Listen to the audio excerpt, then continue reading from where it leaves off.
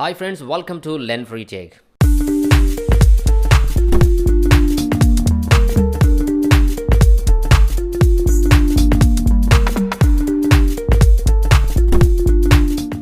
ఈ వీడియోలో మనం తెలుసుకోబోతున్న విషయం ఏంటంటే Telangana state online beneficiary management monitoring system OBMMS.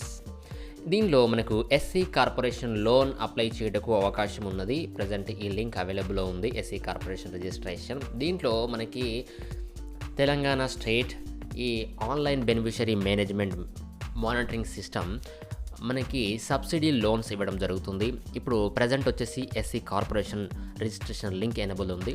అలాగే SC corporation, ST corporation, BC corporation, అలాగే డిజబుల్డ్ వెల్ఫేర్ నుంచి ఇవన్నీ మనకి కార్పొరేషన్ రిజిస్ట్రేషన్స్ మనకి త్వరలో అవైలబుల్లో ఉంటాయి. ప్రతి ఇయర్ ఈ విధంగా మనకి కార్పొరేషన్ లోన్స్ పడడం జరుగుతుంది. అయితే అందరికీ అప్లై చేసుకున్నప్పటికీ ఇక రేషన్ కార్డులో ఇప్పుడు ప్రజెంట్ సిచ్యువేషన్ వచ్చేసి FSC కార్డులో ఉన్న ఎవరైనా ఒక సభ్యులు మాత్రమే ఈ స్కీమ్ని అప్లై చేయడానికి వీలుంటుంది. అప్లై చేసిన అందరికీ ఈ లోన్స్ ఇవ్వడం జరగడం అయితే కుదరకపోవచ్చు. కాకపోతే ఒక రేషన్ కార్డుకి ఒకరు తప్పనిసరిగా అప్లై చేసుకోవచ్చు. ఫ్రెండ్స్, మీరు గూగుల్లో TSOBMMS అని సెర్చ్ చేయండి, మనకి ఈ సైట్ అందుబాటులో ఉంటుంది. TSOBMMS.cgg.gov.in అనే వెబ్సైట్ నేరుగా మీరు వీక్షించవచ్చు. ఈ వీడియో డిస్క్రిప్షన్లో కూడా ఈ లింక్ ఇవ్వడం జరిగింది.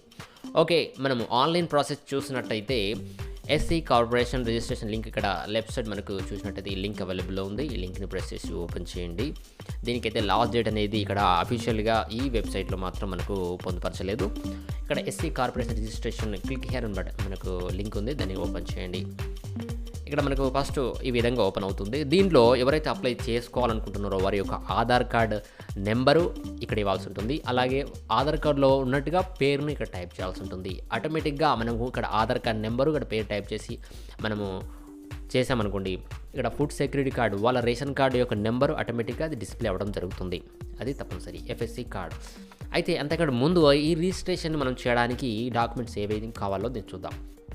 మనము రిజిస్ట్రేషన్ చేయడానికి రిక్వైర్డ్ డాక్యుమెంట్స్ ఏంటంటే ఆధార్ కార్డ్ కావాలి, కొత్త రేషన్ కార్డు కావాలి. కొత్త ration card new food security card మనకు తెలుసు 36925 లేదా 3654 అనే సిరీస్ ఉంది కదా మనకు FSC కార్డు.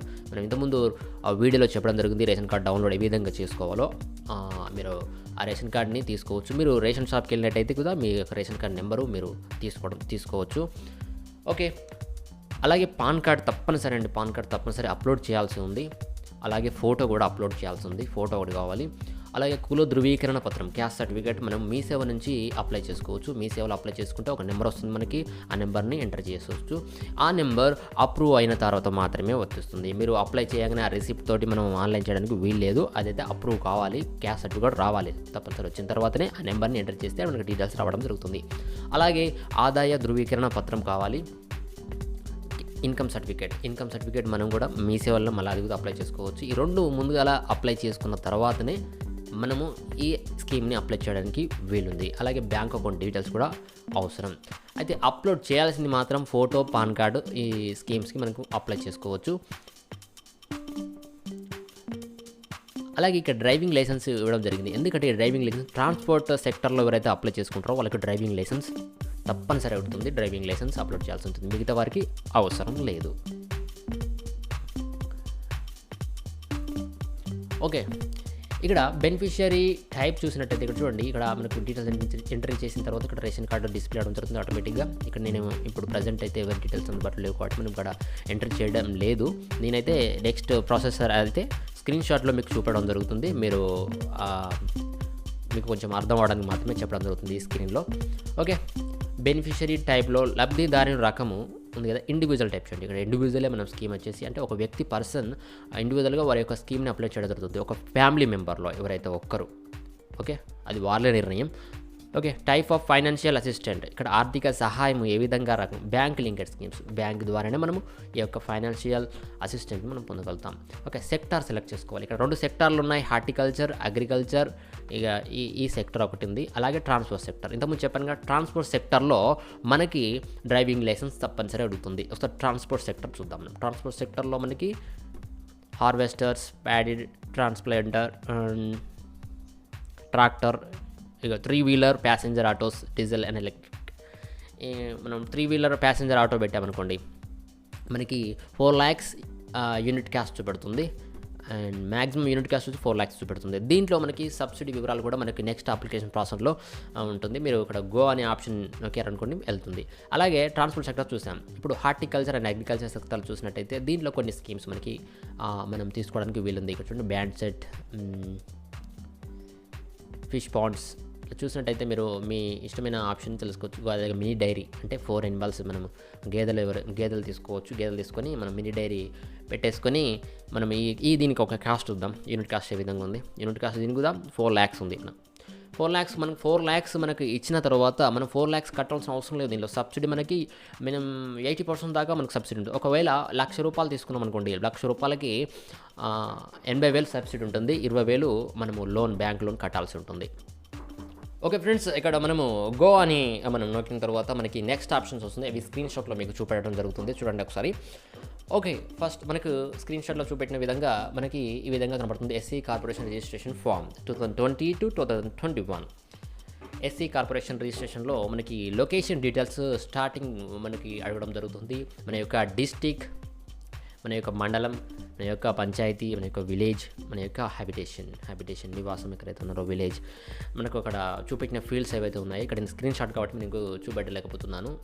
ఓకే, సెలెక్ట్ చేసుకున్న తర్వాత నెక్స్ట్ వచ్చేసి మనకి సెక్టార్ వివరాలు అడుగుతుంది. సెక్టార్ వివరాలు ఇంతకుముందు మనం సెలెక్ట్ చేసుకున్నాం కదా, హార్టికల్చర్ అండ్ అగ్రికల్చర్లో మనకి మినీ డైరీ 4 animals మనం సెలెక్ట్ చేసుకున్నాం. దీని యొక్క యూనిట్ కాస్ట్ వచ్చేసి 4 lakhs ఉంది. 4 lakhs ఉంది. ఓకే, ఇవి మనం ఆటోమేటిక్గా చూపెడుతుంది. ఇవి మనకు అవసరం లేదు, ఎంటర్ చేయాల్సిన అవసరం లేదు. ఇక్కడ యూనిట్ కాస్ట్ విలువ మాత్రం మనం ఇక్కడ 4 lakhs చూపెట్టింది కదా, 4 lakhs ఎంటర్ చేయాలి. మనం మాన్యువల్గా ఎంటర్ చేయాల్సిందే.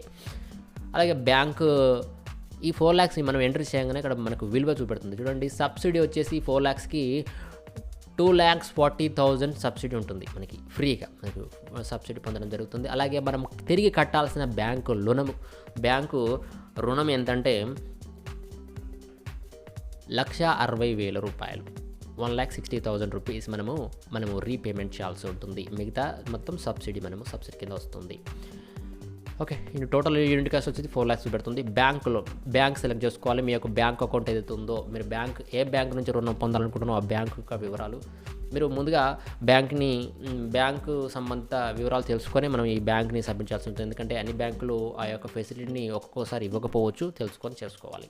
Okay, bank branch, IFSC code, PAN card number. చూడండి, పాన్ కార్డ్ నెంబర్ స్టార్ బాక్ది. పాన్ కార్డ్ నెంబర్ వచ్చేసి చాలా ఇంపార్టెంట్ అని చెప్పొచ్చు. ఓకే, తప్పనిసరి పాన్ కార్డ్ అప్లై చేసుకొని, పాన్ కార్డ్ వచ్చిన తర్వాత అలాగే క్యాస్ట్ ఇన్కమ్ అప్లై చేసుకొని అవి వచ్చిన తర్వాత ఈ యొక్క ప్రాసెస్ని మీరు ప్రాసెస్ చేసుకోవచ్చు.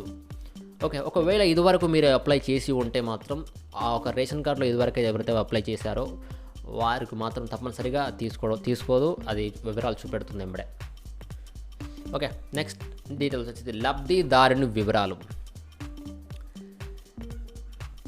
ఇక్కడ మీరు లబ్ధిదారుని వివరాలు చూసినట్టయితే చూడండి, యాజ్ పర్ ఆధార్ నేమ్ చూసినట్టయితే మనకు డిస్ప్లే అవుతుంది. ఇంతకుముందు మనం ఎంటర్ చేసాం కదా, అక్కడ ఎంటర్ చేసాము.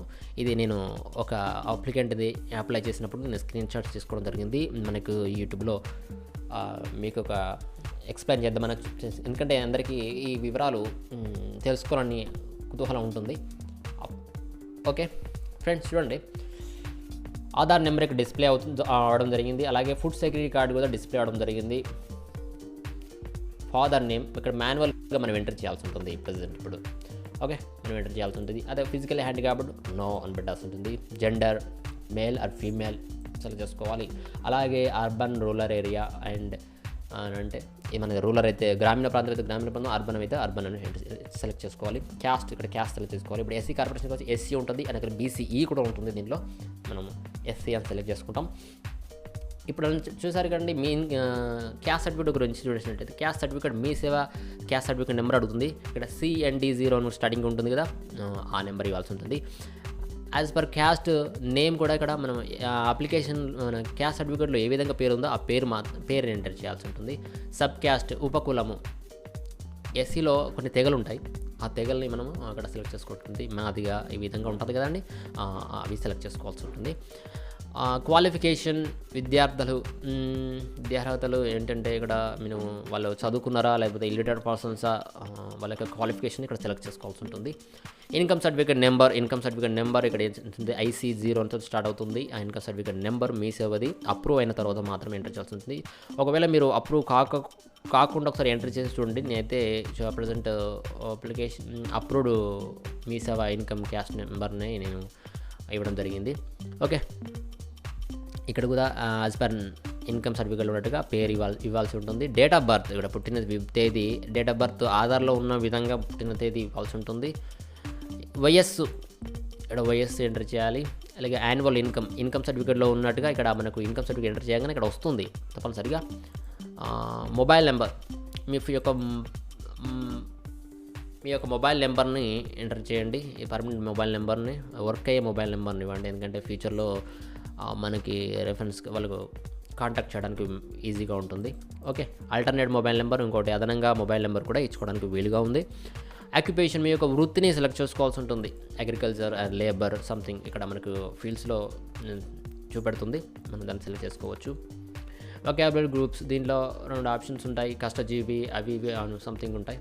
ఓకే, దాంట్లో మీరు సెలెక్ట్ చేసుకోవచ్చు.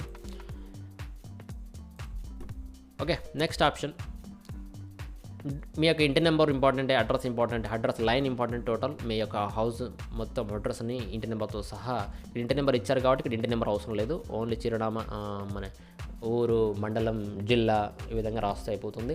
ఇక్కడ అప్లోడ్ చేయాల్సినవి మాత్రం ఇక్కడ చెప్పాను కదండి, అప్లోడ్ చేయాల్సింది హార్టికల్చర్ అండ్ అగ్రికల్చర్ వాళ్ళు తప్పనిసరిగా బెనిఫిషియరీ ఫోటోని JPG ఫార్మాట్లో చేయండి. లెస్ దెన్ 500 KBలో ఉండాలి JPG ఫార్మాట్. మీరు ఫోన్ ద్వారా తీసి క్రాప్ చేసుకొని కూడా చేసుకోవచ్చు, ఎందుకంటే సైజ్ బాగానే ఇచ్చారు. 500 KB ఇచ్చారు అంటే 500 KBకి మించకూడదు, 500 KBకి లోపల ఉండాలి. మనం ఫోటో దించి స్క్రాప్ చేసుకున్న మొబైల్లో స్క్రాప్ చేసుకున్న సరిపోతుంది, అది ఫోటో అప్లోడ్ చేసుకోవచ్చు. అలాగే పాన్ కార్డ్ కూడా ఫోటో తీసుకోవచ్చు JPG ఫార్మాట్లో, లేదంటే PDF కూడా చేసుకోవచ్చు. పాన్ కార్డ్ని డైరెక్ట్గా ఒరిజినల్ పాన్ కార్డ్ని స్కాన్ చేయండి, లేకపోతే ఒరిజినల్ పాన్ కార్డ్ని ఫోటో తీయండి. జిరాక్స్ కూడా పెట్టినా పర్వాలేదు. ఓకే, ఇవి 2 అప్లోడ్ చేయాల్సి ఉంటుంది. ఒకవేళ ట్రాన్స్పోర్ట్ సెక్టర్లో మీరు సెలెక్ట్ చేసుకోవాలనుకోండి, అప్పుడు డ్రైవింగ్ లైసెన్స్ కూడా అదనంగా అడగడం జరుగుతుంది, అది కూడా అప్లోడ్ చేయాలి తప్పనిసరి అది. ఓకే, ఇక్కడ డిక్లరేషన్ టిక్ చేసి ప్రీవ్యూ బటన్ నొక్కిన తర్వాత అప్లికేషన్ ప్రీవ్యూ చూపెడుతుంది. ఒకసారి వెరిఫై చేసుకున్న తర్వాత మీరు కన్ఫర్మ్ చేసుకోవచ్చు. కన్ఫర్మ్ చేసిన తర్వాత మనకు ఒక ప్రింట్ వస్తుంది, అది అప్లికేషన్ ప్రింట్ తీసుకోవచ్చు. ఓకే ఫ్రెండ్స్, ఈ విధంగా మనము SC కార్పొరేషన్ లోన్ని అప్లై చేసుకోవడానికి ఈ విధంగా డాక్యుమెంట్స్ అండ్ ఈ విధంగా అప్లికేషన్ ప్రాసెస్ ఉంది. మీరు అప్లై చేసుకోవడానికి అర్హులైతే అప్లై చేసుకోవచ్చు తప్పనిసరి. ఓకే ఫ్రెండ్స్, ఈ వీడియో మీకు నచ్చినట్లయితే ఈ వీడియోని లైక్ చేయండి, షేర్ చేయండి. మీరు మా ఛానల్ని ఇంతవరకు చేయనట్లయితే వెంటనే సబ్స్క్రైబ్ చేయండి. Thank you so much.